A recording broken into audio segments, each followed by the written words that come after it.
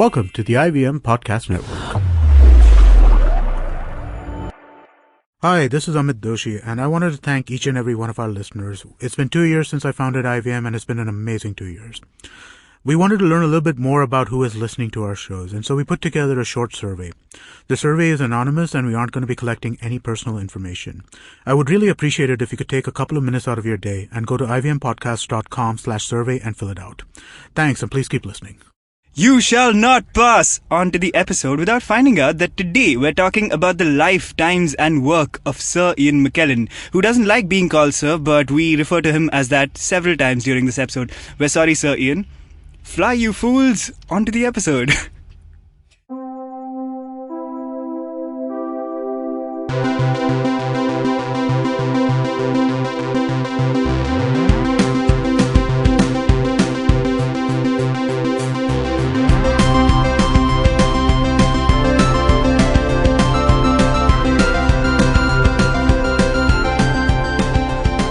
Hey, you nerds, welcome to the Geek Podcast. So today is really special because the band is back together. We don't have all three of us that often anymore, I realized. That's not true. Yeah. When was the last one we did one together like this? Exactly. Good point. Yeah. Good See? point. My Okay, point. cool. That's my point. Fun day. Exciting day. And we're going to use this time to bond over an actor who we greatly admire. And we decided to do an episode. It was not really a review or an interview or anything, but just something that we just want to talk about, which we love, which is Ian McKellen. Sir Ian McKellen? Sir Ian Yeah. McKellen, yes. So Ian. So Ian. You haven't seen that? No, I haven't. Extras, yes, that happens. Right, It was a great right. episode. Season 2? I don't even know. Must be I season think 2. it was season 2, yes. If you haven't seen it, guys, it's amazing. Yeah. The whole show in general, but It's this amazing, episode in particular is great. It's so great. It's a good Christmas special also. Anyway, sorry. But yes, so we're talking about Ian McKellen today. Why? No particular reason apart from the fact Why that he's not? one of the greatest. Yeah. And yes, why not? And I think it's high time that we talk about people before they die.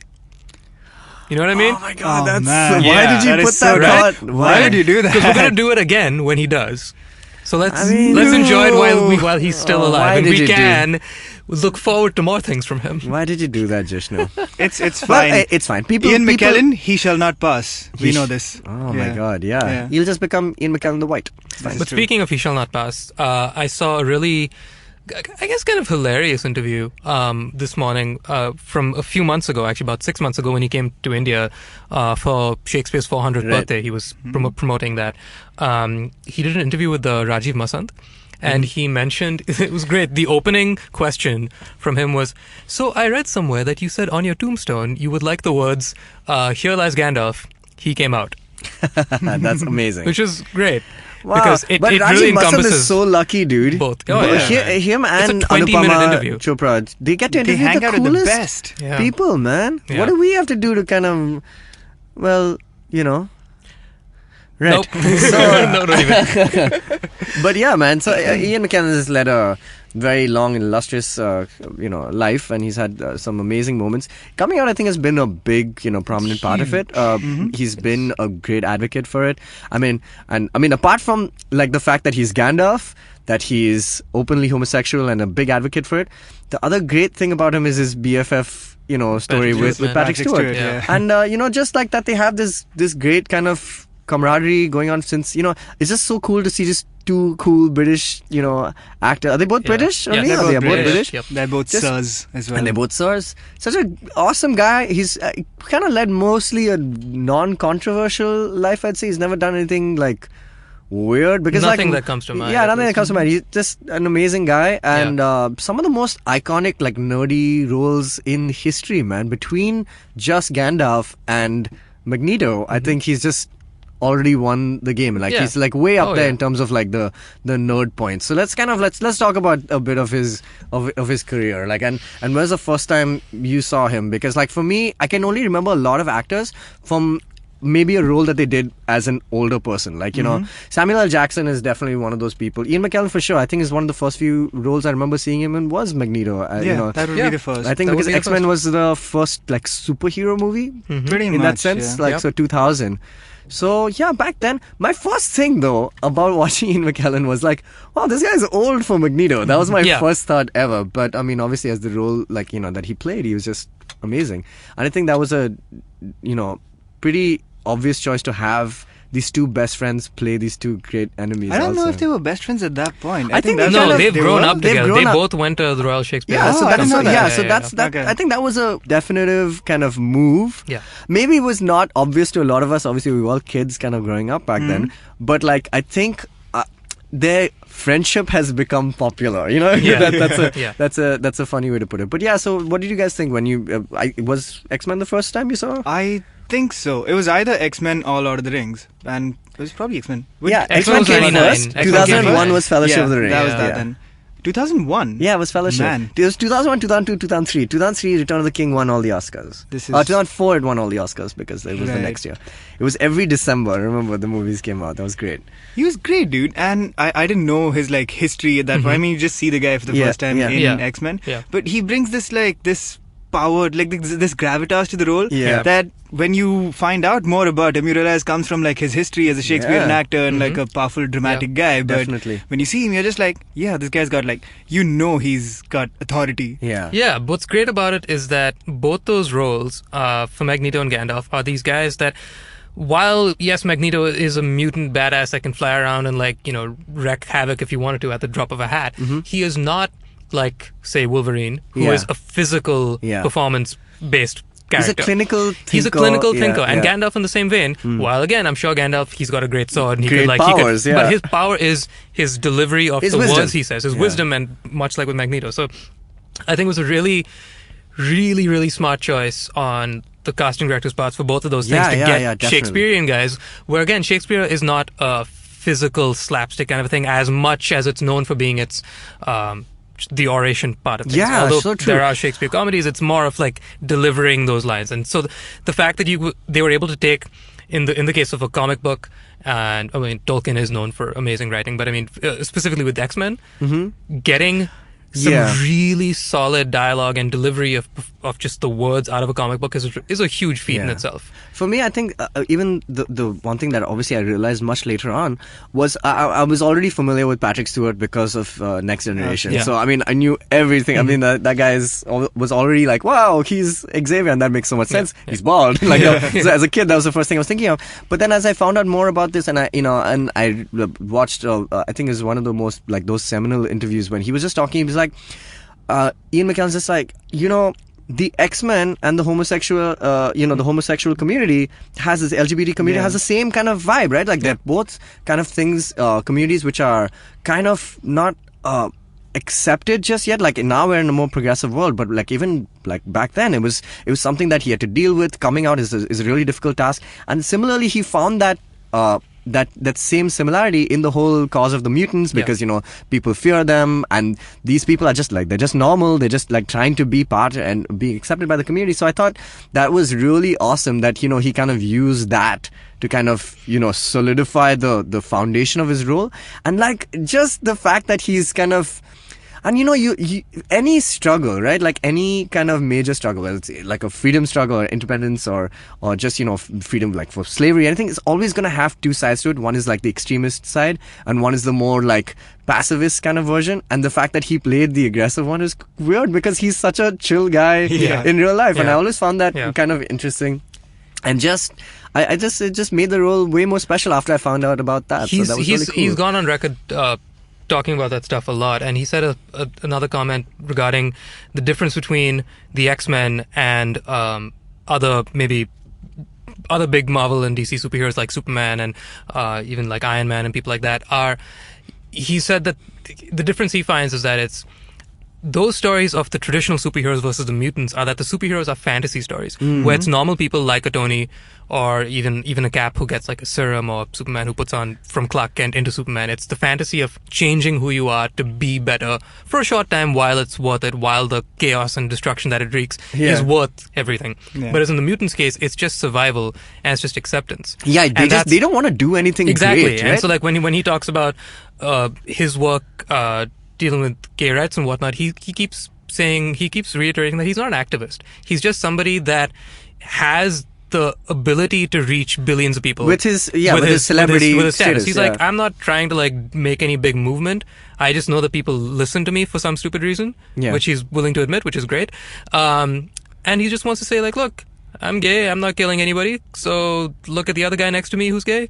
Notice how he's not killing anybody too. Yeah. Let's just be happy, guys. Yeah, exactly. That's all he wants. I mean, I've always found that. I mean, both of them. I mean, like, it's so weird to talk about Ian McKellen without talking about Patrick Stewart. Yeah. I mean, like, and Patrick Stewart. I mean, he grew up in a very difficult household. You know, with his mother being abused and things like that. So he's like a big advocate for that. And then both of them are just like, when they're talking about stuff, they're like proper Shakespeare, like talking about it, like orating about it, and you're like, wow, I'm gonna like, it's like Gandalf speaking pretty much. Yeah. But when they're hanging out and you see these photographs of them, they're adorable, like, right? They're just chill. Trying they're on so hats chill. in the streets. Exactly. Yeah, and I always find that so endearing that it doesn't take your lifestyle to change. Like, you don't have to play that role 365 days. Like, you can like just be a person. He's the antithesis to Daniel Day-Lewis. In that I can't think who of knows nobody knows a thing about Daniel. Yeah. So the thing is, I just like how I call him. I can't call him Daniel or Daniel Day. You have to like say his full name. DDL. But so the thing is, I can't imagine him in any other way other than being super serious. Yeah. Not to say I can imagine what he is like, because I've never seen him break character. Yeah. Other than saying thanks for the Oscar, peace out, bye. Exactly. So thrice. but like with Ian McKellen, like he was just on. He was on the Graham Norton show with Patrick Stewart promoting Logan. Actually, yes, he wasn't promoting Logan, but he was like, just well, hanging I'm out. here, might as well, right? He's hanging out with his home. What are you doing tonight? Graham Norton? Yeah, sure. I'll come by. And like you see the two of them, and they were sharing stories about something to do with how Patrick Stewart found out well into his 70s that, oh, by the way, I'm not circumcised.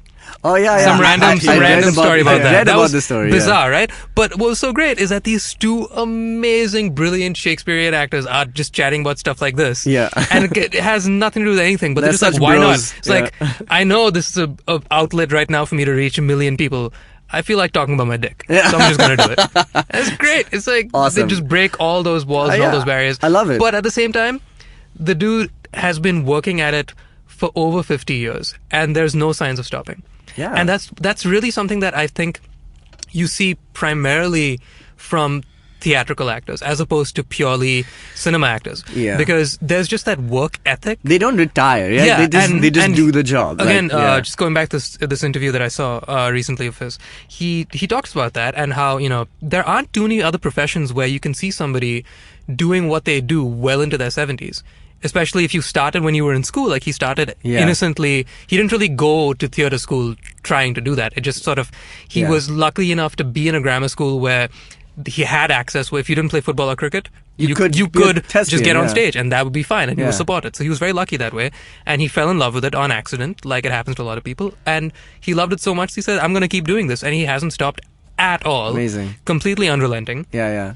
And so I think you could say that about like the arts. I mean, are like that. I mean, true, you don't retire. You just evolve. There is something very specific about what kind of a work ethic is required with stage acting as opposed to film. Because with film actors, if you look at how the way a film actor's lifestyle works, is that you are on set for maybe 90 days at most, maybe 120 if it's a really intense shoot. Yeah. But then other than that, you're jumping ship to another project, or you're taking time off to prep for another project, or you're dieting to get into the right shape that you need to be in order to play Wolverine or whatever. Or Amir Khan in Dabangg. I said Dabangg instead. But if you look at theatrical actors, you have to do like 6 shows a week, 7 shows a week, 8 shows a week. If you're a musical theater actor like Hugh Jackman, in fact, that's insane. And some days you're doing 2 shows a day, and these shows are like 2 hours, 3 hours.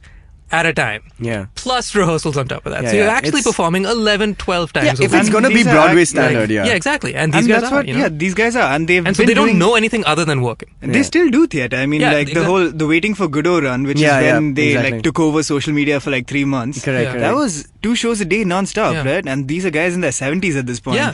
And So like they can't function unless they're going at it. And like he says, all we're doing is practicing our work. And none of them, no matter how many Oscars and Tonys and whatever you give them, none of them going to say, well, now I'm done. I Yeah. guess I won the thing, so I guess I can't be any I better. can, Right? that is the top. Unfortunately, that is Yeah. the But like standard.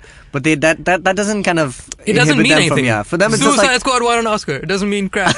So, true. you know, like just because they're lauded and just because people give them a lot of money and a lot of, awards, it doesn't mean that they're done. And that's just amazing. The fact that he just keeps going. Yeah, you're right. I think there's a distinction between when you come from stage and go into acting as opposed to the reverse. Yeah. Like for film acting, like film actors who go to stage is for them like trying to kind of, it's like Birdman, trying Yeah. to kind of Yeah. add some authenticity to their craft. Right. And so they go from film to, I'm not, shitting on No, absolutely. acting at all, No, but like absolutely. Yeah, I the get fact that, it's a completely different medium, but Yeah. like, what they say is any actor who's worth his salt can do it on Can do stage both. Yeah. in one take, so Right, to speak. exactly. Yeah, so I think It's an ability It's that like we what should Daniel have. Radcliffe is trying to do, right? Daniel Radcliffe has actually a really interesting career so far. Yeah. He's only 27. Yeah. Started when he was 10 or 11. Yeah. And obviously became the biggest thing overnight.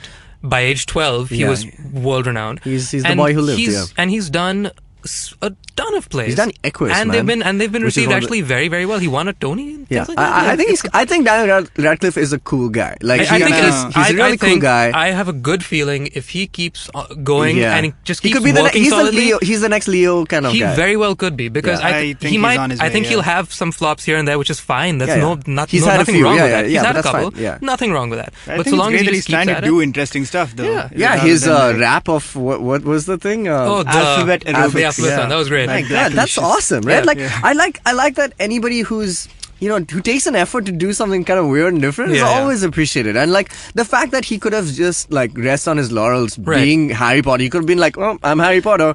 I can do like literally anything Right. I want. But he's still doing the small indie films. Right. He's still doing. I mean, he I just think did. maybe because he started out so young, Yeah. he's had the chance to like basically do all this stuff and then come back to being just a cool normal guy. Like he went through this whole He alcoholism basically- phase. Oh yeah. Yeah. Oh, okay. So Really? he went pretty hard. Oh wow. Yeah, he stopped drinking now, and I think all this happened I when he know, was yeah. around 16 or 17. Okay, so he got it all out of the Alcoholism. way. The minute he could buy booze, he just like I'm going to Pretty buy the most much. expensive Apparently, shit. like he used to show up on the sets wasted and stuff of Yeah. Harry Potter. Accio booze. I remember hearing about this. And then he recovered. And like I remember reading interviews with him around that time and stuff. And he used to listen to like a lot of 70s punk. He got So into that's rap. Yeah, I remember Apparently- he was a bass player bass that like player, played yeah. Arctic Yeah. Monkeys. And I was Yeah. like, I like this guy. Yeah, he seemed Apparently, cool. Gary Oldman gifted him a killer bass. Yeah, for so, his. so speaking of Gary Oldman, I think one big thing that he has on his side, a big advantage that he has, is that being so young, he has always been surrounded, at least specifically in the Harry Potter world, Yeah. he's been surrounded by these amazing actors, veteran actors like Gary Oldman, Richard Yeah. Harris, people like that, Yeah. who could tell him when he's a young little kid, seeing what he's about to get into, Yeah. he's like, you're going to be the biggest thing on the planet for the rest of your life. Let me tell you what you need to do. And I think it seems like he's taken that advice to heart. Yeah, He might have had some slip-ups when he was like 16, 17, but that I think is just, you can chalk that off to I puberty. can totally see And now- Daniel Radcliffe turn into an like an Ian McKellen, like pretty Yeah, much. Like 50 yeah, years I from hope now, so. I yeah. really hope so. I hope. Literally 50 years from now, they're 50 years apart. Wow, that's crazy, That's man. crazy. I wonder if like Ian McKellen was like, I mean, he definitely didn't have the same kind of like start at all. Like he only Yeah. became famous in started- He was a popular culture successful because of. working actor for a long time, and I mean, Yeah. like his Oscar nominations and stuff came before X-Men. Yeah, even. before so he before was X-Men, like for sure, hugely yeah. respected. But this is probably what brought him into like popular Popular culture, exactly. Yeah. That's it. Especially I mean, for people our age. and I think, I mean, a big thing that has to do with, apart from Magneto, which X-Men is still like a little more like nerdier. But let's just talk about Gandalf and like let's talk about Lord of the Rings. Now, when Lord of the Rings came out, it was 2001. Now they've tried to adapt it. They did a BBC radio adaptation, which I still love, which is so great. And there was an animated movie version of it. But the first time somebody, and there's been countless stories of how Peter Jackson tried to secure the funding, and the only person who gave was New Line, and then they were acquired by WB, so that's how it happened. But just the fact that they got like this insanely cool cast, to kind of be part of it, is an amazing story, which we'll just talk about after we take a short break. Did you know that some termites in Africa have a pleasantly minty flavor? Did you know that India's largest music festival was in a way conceptualized in Estonia? Did you know that the awesomest chips in the world are found only inside US prisons? Hello, I'm Chuck. I'm Sriket. And I'm Naren. And together we are Simplified, a podcast that helps you appear smarter to an audience that knows no different. Or give you some stuff to talk about at parties. We are ultra-crepidarians. And if you don't know what that means, Then tune into Simplified with a B on iTunes, Audio Boom, or your favorite podcasting app. Episodes out every fortnight. Right, we're back. We're talking about Sir Ian McKellen. And we have spoken about his time in the X-Men. I mean, something that is still kind of half going on. I mean, the last time he was still there was on Days of Future Past. Patrick Stewart. So Patrick Stewart was in Logan. So we made Sir Patrick Stewart. Sir Patrick Stewart. Yeah, we made. They're all nice. Yeah. Though, great story about Ian McKellen. He doesn't like being called Sir. I'm sure. Like, who would? Like, it's the most pretentious thing. Like, the Queen Ben of Kingsley does like it though, and apparently, Ian I'm sure McKellen it's a gag, also though. I think there's something where he's promoted movies where he's referred to as Sir Ben. And he later said no, it wasn't me, it was the producers. And Ian McKellen keeps throwing shade at him about that. Because I mean, it's cool. it's a great honor, but it is also BS at the same time. Because It's you get BS. nothing. All you know is that you get a coat of arms. Yeah. So even Paul McCartney, because that's the only person who I've really read into. You get a proper coat of arms. You get that Latin, your phrase, which is then yours. Your It's house your house. What is Paul McCartney's is. It's something about literally it's all you need is love, something like that, but in Latin. Yeah, it's pretty killer. But so you get all of that stuff, and basically when you're saying so, you're a knight, which is cool. Yeah, that's very cool. That You is also pretty have cool. the potential means of being nothing, which is stabbed, hilarious. which happened to Ed Sheeran. What? Are you not aware of this? No. At some party where one of the lesser British royals, the niece of some dude or something, was hanging out. She was joking around, so she picked up a sword and said, "I'm going to knight you," to some other guy. Ed Sheeran was standing nearby, and she slashed his face. What? If you look at Ed Sheeran right now, he's got a scar across his cheek. Are you I serious? think that's permanent. Scar from Sword. I saw him performing on Damn. Saturday story. Night Live, and I was like, "What is that?" And I was like, "Oh yeah." I didn't realize he's got a permanent scar now. Holy He's got a battle shit. scar. Yeah. Literally a battle scar. But that's the From some shittiest way to drunk get royal. it. Yeah. I know. Oh, They better God. give him a knighthood They now. need to end the monarchy now. With that stroke of that Yeah, sword, seriously. it needs to end. But anyway, sorry, coming back to Ian McKellen. You had some story. Yeah. So he doesn't like being colored. We've talked about X-Men. Let's talk about The Lord of the Rings. Amazing story. Something that has taken so long. I mean, Tolkien wrote the damn thing in the 50s, I want to say. When was he in the British? Way before, right? 40s? Okay, we're going to Okay. check up on We're that. gonna check up on But over time it's become it's a classic. It's prescribed in schools. I mean, we had to read I guess now also You had the to read Hobbit- in school? So I didn't have to read. It was You made as lucky. required reading for the holidays. So it was not in Oh, the wow. syllabus. If even. But and so was Harry Potter. But now Harry Potter and the Lord of the Rings and the Hobbit Yeah, are are getting into- officially in the Indian syllabus, which is Yeah. great. So that's awesome. And to cast these really crucial characters, they got Ian McKellen to play Gandalf. And that movie has just swept all the Oscars every single year it was in. And just the fact that he's now part of something which is of a larger, it's even bigger than Game of Thrones in that way, because Game of Thrones is a very it's the reaction to Lord of the Rings, right? Game of Yes. Thrones was written as a realistic version. Lord of the Rings Yeah. is a fantasy I think story. every fantasy book since Lord of the Rings has been a reaction to Lord of the Yeah, Rings. pretty much. I think it set the tone and the template for that genre so clearly that everything from then on has always been compared to Lord of the Rings, and you can't escape that because it's just the perfect Yeah, because it has version all of the fantasy. yeah, it has the perfect version of orcs, wizards, elves, Yeah. humans, men. So it's set that paradigm It's one of in those, stone. those defining things. When Yeah. you talk about vampires, you will talk about Dracula first. Because, Exactly. That's the be all Bra- end all of the yeah. genre. Yeah, Same with that's- Lord of the that's- Rings. That's Fair true. point. Yeah. So I saw casting Ian McKellen in that, such a masterstroke. I mean, just the fact, I don't know, I remember watching it in the theater, and after the whole Balrog thing, I was destroyed. I know. Obviously, Oh, yeah, man, it was that destroyed. moment It was a very important moment in my youth, because you see somebody you love and you think is the shit, basically Obi-Wan Yeah, it, you know, what? and it's a little too similar to the Han Solo fall, isn't it? It's a very similar "Thou shall not fall." I just realized like it's the same. But except like, I mean, the Han Solo thing is like he's sacrificing, like he didn't sacrifice himself. Like the Balrog, he sacrificed himself so that they could.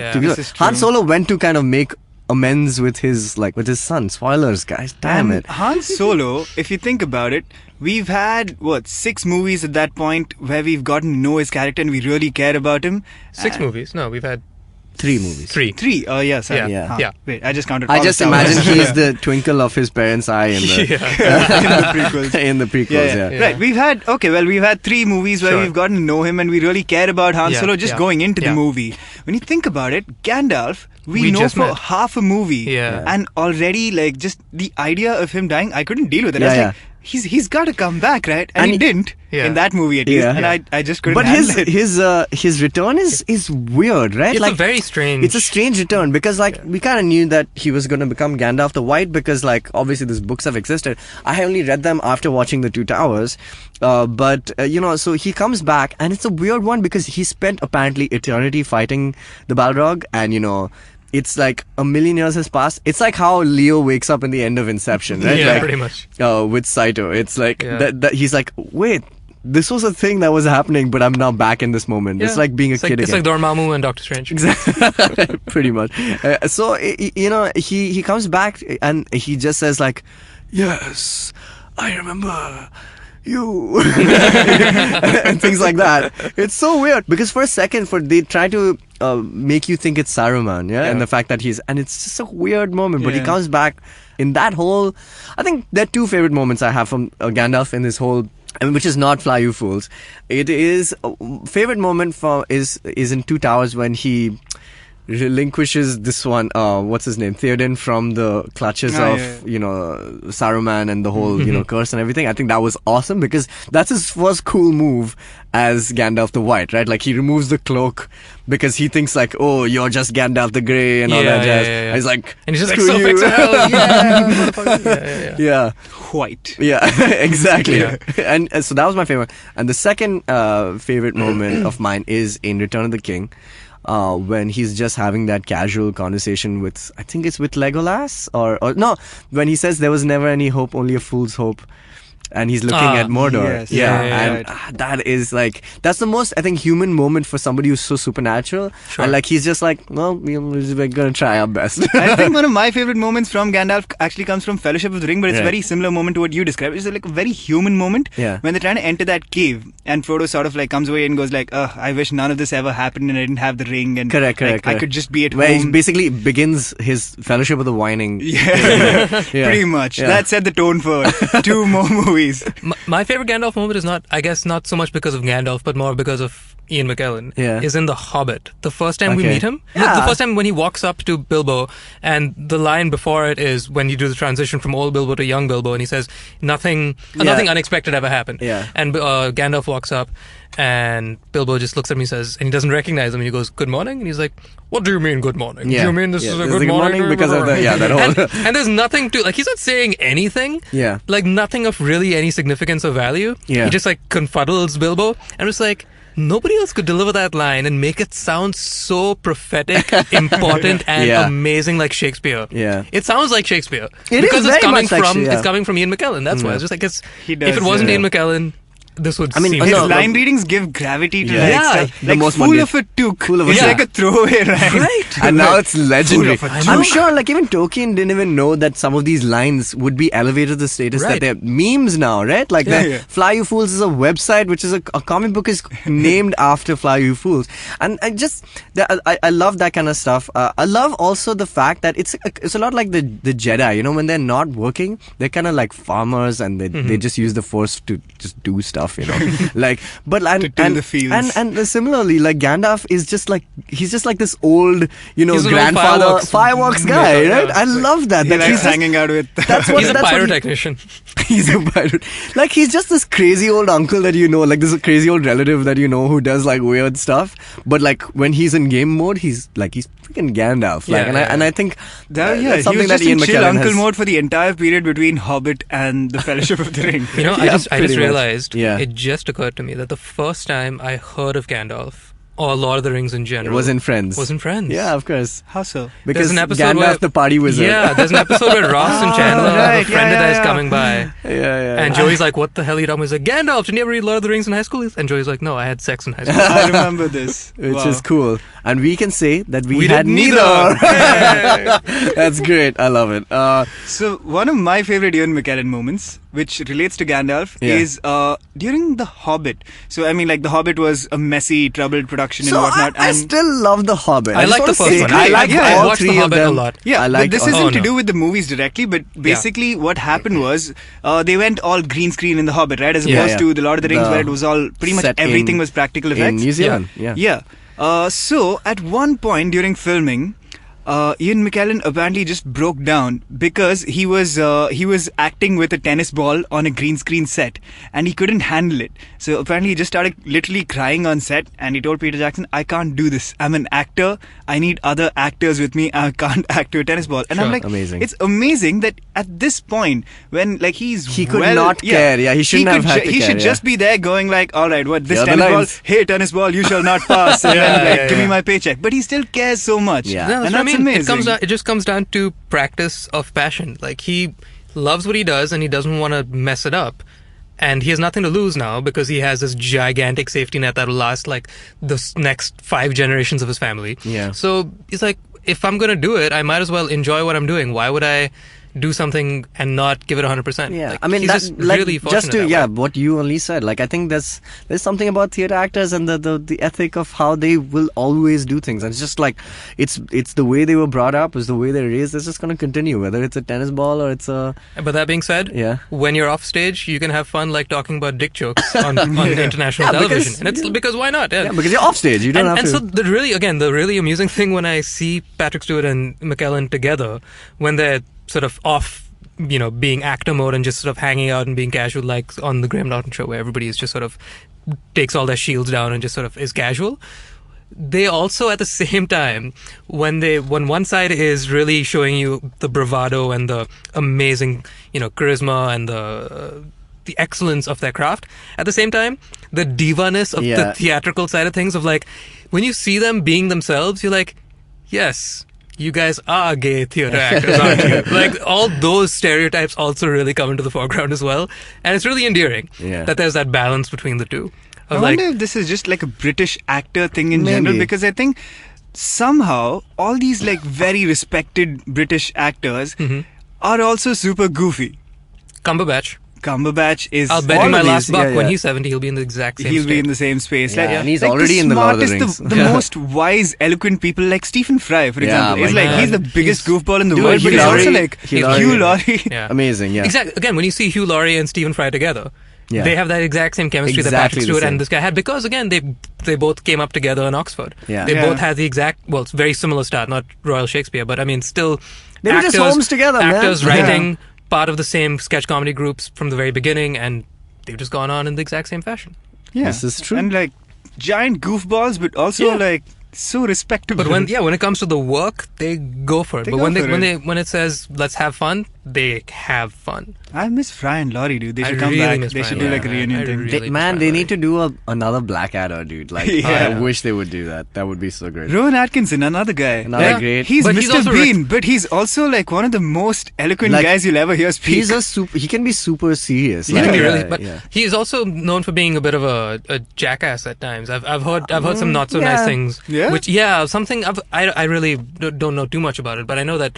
So he's really big into his cars and whatnot, and that's a Yeah. huge thing about it. And he's gotten into like some trouble every now and again, with just in terms of like the typical ego trip of like having a lot of money and big cars and like flipping off cops and pissing people off and getting into trouble because of that, and like He's like, I'm tired of being Mr. Bean. yeah, exactly. I don't want that I was Volkswagen black at Beetle it. anymore. I want to friggin' drive my Jaguars. He All won right. the Top Gear. All right, yeah. of He course, still yeah, yeah. is the Is he still the fastest guy fastest, yeah. to ever do that lap, I believe. Yeah, Oh, yeah, nice. yeah. Awesome. Crazy. Makes Mr. sense. Bean. All right, we're going to take a short break. I'm going to come back, talk about the more fringe moments of Ian McKellen's career and some of the parts that people probably don't know about him. Well, hello there. I'm Naveen Narona. Do you ever think about what's it like growing up gay in India? What LGBT rights mean? What's happening to gay people around the world as we speak? Which diva inspired me to soar like an eagle? Well, it's time to get answers to all those questions, especially the diva one. Keeping It Queer will take a close look at the lives of ordinary LGBT heroes in India. People in the closet, people who tumbled out of it, and allies who support the movement in general. So come join me every Monday on a new episode of Keeping It Queer. So we were talking about Daniel Radcliffe a while ago, and I just realized that Radcliffe and McKellen had both met in a former life in the movie David Copperfield. So this is what I was. I was just very, going very over young a age, few- right? Yeah. And I think one thing that he's also talked about quite a bit, both him and Patrick Stewart, since they were born in the late 30s, early 40s, something like that. My God. And so if you just look at the medium of stage acting and how, like I mentioned earlier, it's a really rigorous thing where you do it for up to 10 plus times a week, the exact same thing again and again and again, and that is your life, and you have no social life, and you can't really get out. Now with film and the way we have technology, you can be in one country and be in another continent the next week and multitask and do all that, and you have social media to get Because of low-cost flights. Yeah. Exactly, things like that. So they've come from this time of where you took ships to places. you have to take a ship or a hot air balloon or something. Yeah, they were like the World War, like the Second World War is when they were born, man. Yeah, That's crazy, in the middle of all that, dude. right? Like bombs going off and they're reciting Shakespeare. My gosh. So the really interesting thing is that they've always been an advocate for helping young actors and giving people support in many, which is obviously the LGBT thing is a big thing, but they also talk about not training and educating directly themselves, but they do a lot of like seminars and whatnot. And like I said, McKellen was here about 6 months ago for the Royal Shakespeare Company talking about Shakespeare's 400th birthday and stuff. And the fact that they're willing to go out and do that, I think, is something you don't see Amazing, dude. too much anymore. I don't know of too many other people that take a lot of time out to keep working while not acting, but they'll keep working and promoting education for actors, putting and themselves like in the sphere. Because I know, most actors you see who are lucky enough to live that kind of a life, they work their ass off for like 6 months or 9 months out of the year, and then they'll take time off, well earned, well deserved, totally cool, and totally fine. But then these guys are better. They're better. They are. Like you can't deny it. Like they just keep giving. And it's not like these guys are not taking 6 months off. They enjoy themselves a lot. I mean, for a lot of them, the work is, dude, if you were part of that Lord of the Rings crew, that must have been the greatest holiday / work experience of your life. They just put up a photograph recently. Not without Ian McKellen was not in there, but it was Orlando Bloom, Viggo Mortensen, and the Hobbits, all of them, and they all met for a drink, and then they recreated like some of the scenes. Nice. It was so cool, man. All of them are like much old. It's like crazy how much time has actually passed if you think about it. Still feels like it was like I still relate like Lord of the Rings to school. Yeah, and I feel like, school just happened, but no, it didn't. Oh my gosh. So yeah, it was pretty cool. But I did want to talk, Ian McKellen has a new movie out. He's coming out in Beauty and the Beast. I don't know if you saw did you see the trailer for that? I did, yeah. It's apparently a shot-for-shot remake of the Disney animated trailer. It was is slightly... it? Yeah. Oh. Wait, what trailer did you watch? I watched the clip of It's a proper 2.5 minute there's trailer. a full-blown trailer. And that trailer, they've made it exactly shot-for-shot, and somebody's done a side-by-side video as well, and it's great, because it is exactly that. Interesting. That's quite cool. Because the movie is apparently a bit of a departure. I mean, I would hope so, because they have to do something new with There'll be a departure much like The Jungle Book was a departure.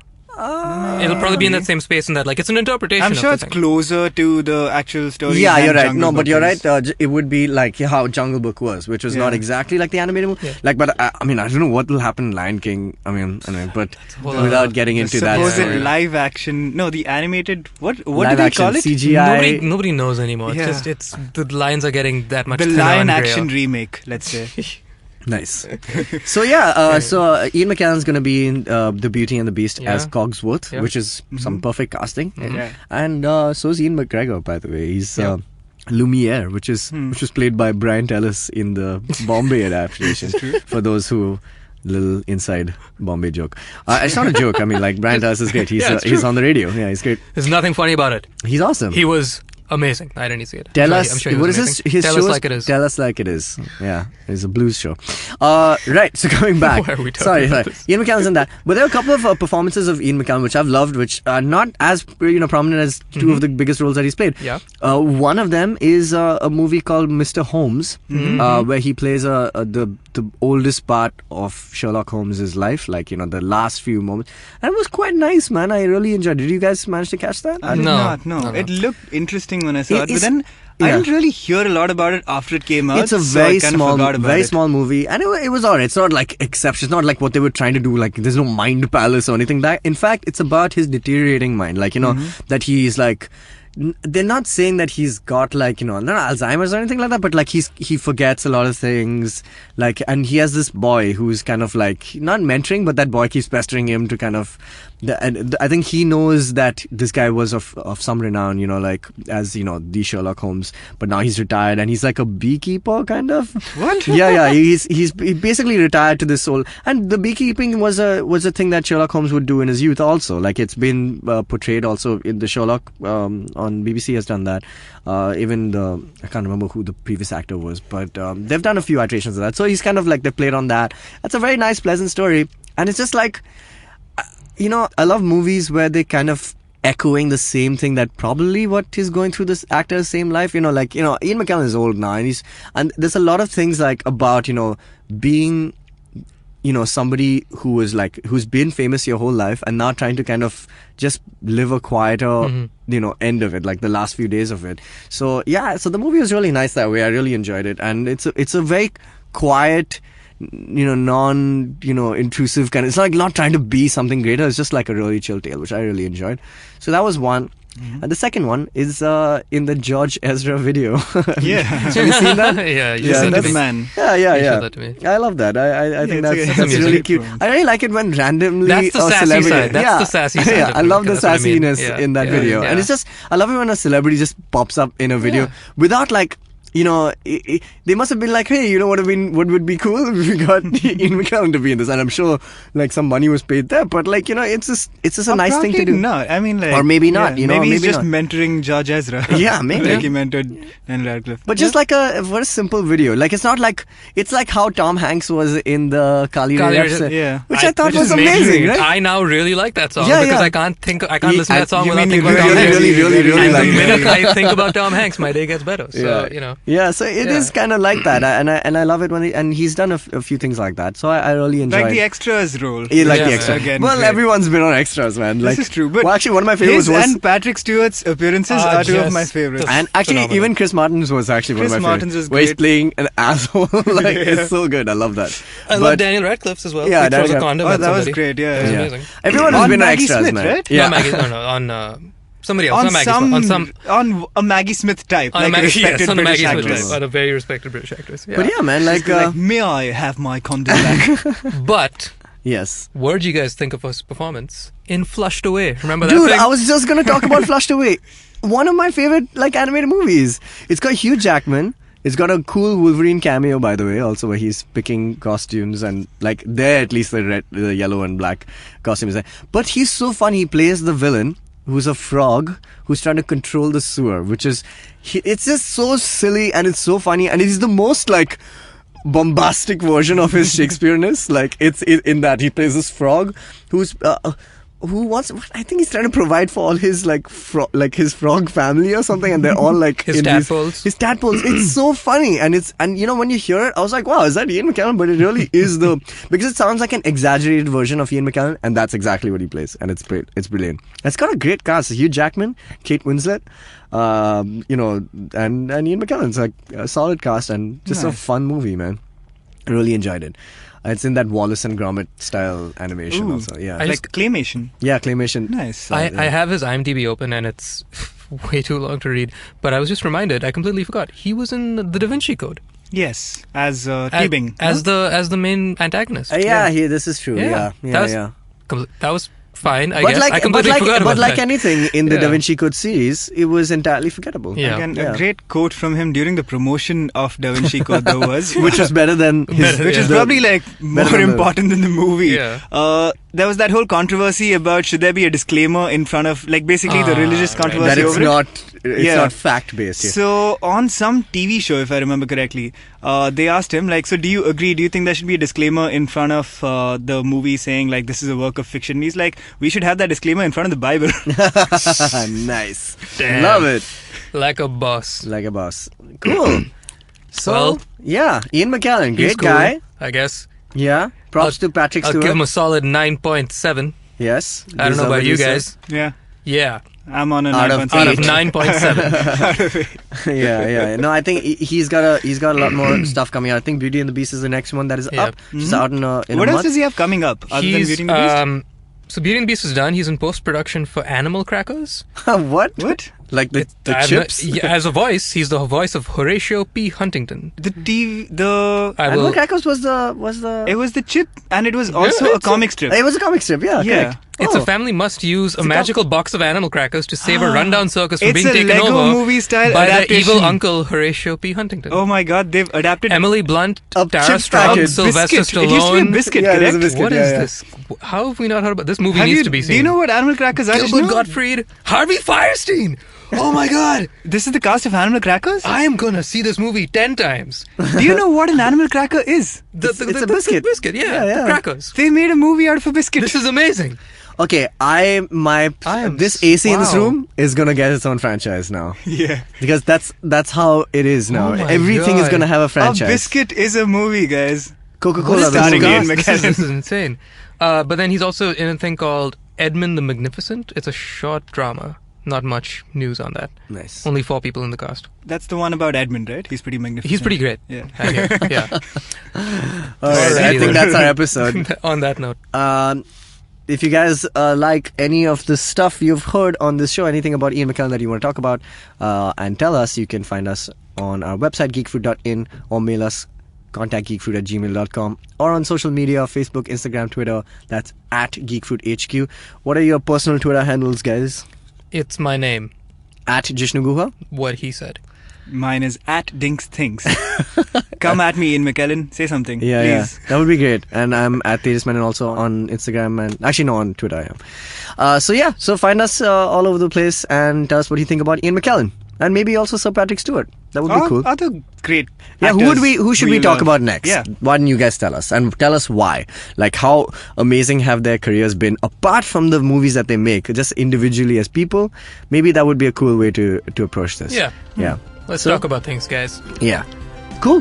Thanks, guys, for being here. Bye. Bye.